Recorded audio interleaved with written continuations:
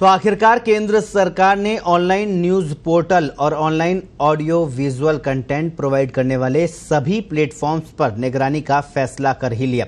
OTT content को सूचना एवं प्रसारण मंत्रालय की निगरानी के दायरे में शामिल कर लिया है।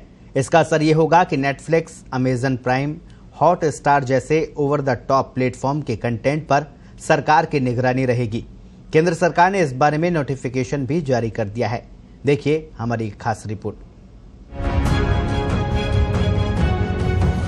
केंद्र की मोदी सरकार ने ओवर द टॉप प्लेटफॉर्म के कंटेंट के जरिए अश्लीलता और हिंसा रोकने के लिए सख्ती बरतने का फैसला किया है। केंद्र सरकार के इस फैसले के बाद आशंका जताई जा रही है कि इन प्लेटफॉर्म पर चलने वाले कंटेंट पर भी सेंसर की कैंची चल सकती है। दरअसल इस तरह के प्लेटफॉर्म्स पर कंटेंट को लेकर कोई कानून नहीं था। इस वजह से इन प्लेटफॉर्म्स पर आने वाले कंटेंट या फिल्मों को हटाने में सरकार के अधिकार सीमित हो रहे थे।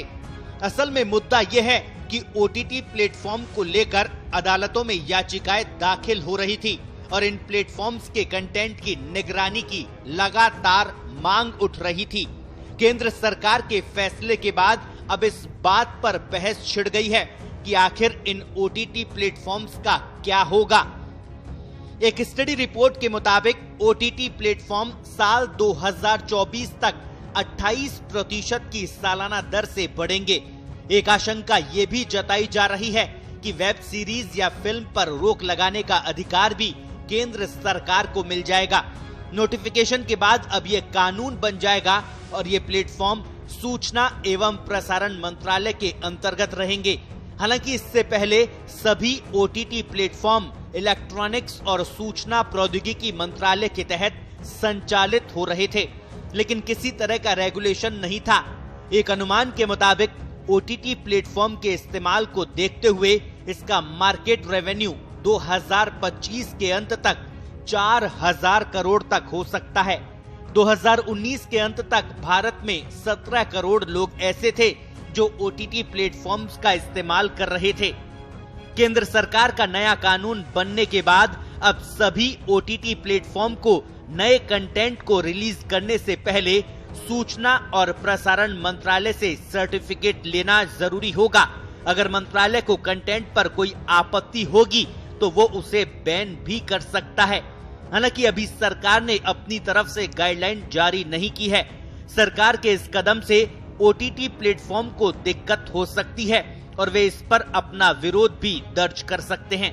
अक्सर इस तरह के प्लेटफॉर्म पर राजनीति के विषय से जुड़ी फिल्में और डॉक्यूमेंट्री बनती है तो सरकार के दबाव में उसे ऐसा कंटेंट हटाना पड़ सकता है। अब बस ये देखना होगा कि मंत्रालय इस संबंध में क्या निर्देश देता है। ओटीटी पर विदेशी कंटेंट भी बड़ी संख्या में है जो उस देश के नियमों के अनुसार होता है। उनमें एडल्ट कंटेंट भी होता है। ऐसे में संभव है कि विदेशी कंटेंट के शौकीन या तो उसे देख नहीं पाएंगे या एडिटिंग के बाद देख सकेंगे। सूचना एवं प्रसारण मंत्री प्रकाश जावड़ेकर ने संकेत दिए कि ओटीटी प्लेटफॉर्म्स पर रेगुलेशन के संबंध में स्पष्ट गाइडलाइन जारी हो सकती है। ये गाइडलाइन जारी होने के बाद ही पता चलेगा कि वेब सीरीज और अन्य कंटेंट पर सेंसर की कैंची चलेगी या कंटेंट बिना किसी रोक टोक के ऐसे ही मिलते रहेंगे जो आज मिल रहा है। मंत्रालय के एक अधिकारी के अनुसार टीवी कंटेंट प्रोग्राम कोड की लाइन पर ही ऑनलाइन कंटेंट का कोड बनेगा। संभावना है कि इलेक्ट्रॉनिक मीडिया मॉनिटरिंग सेंटर में ऑनलाइन कंटेंट मॉनिटरिंग विंग बन जाए। कुल मिलाकर अब ओटीटी कंटेंट पर सरकार की पैनी नजर रहेगी और सरकार का दखल भी। आने वाले वक्त में सरकार का सीधा दखल यहाँ नजर आएगा। ब्यूरो रिपोर्ट, पत्रिका टीवी।